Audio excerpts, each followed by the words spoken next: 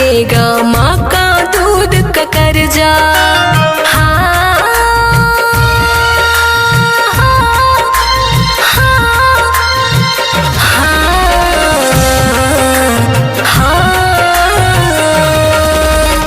उससे बड़ा न पापी जो अपने ही माँ को रुलाए।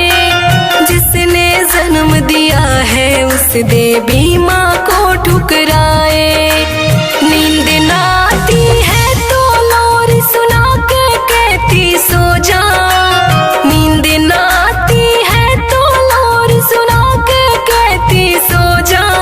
मेरी माँ ही मंदिर, मेरी माँ ही पूजा, मेरी माँ ही मंदिर, मेरी माँ ही पूजा।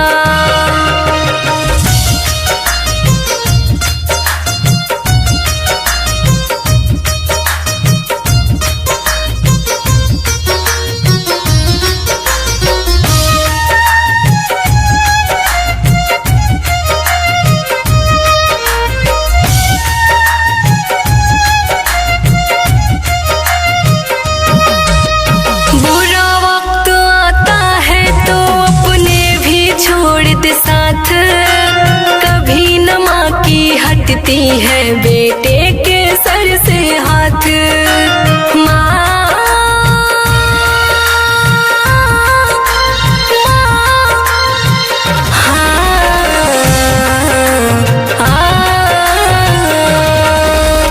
उंगली पकड़ कर बच्चों को चलना ही माँ सिखाती।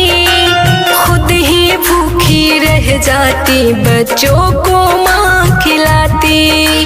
चंदन ब्यूटी कहते माँ की जगह न ले कोई दूजा। चंदन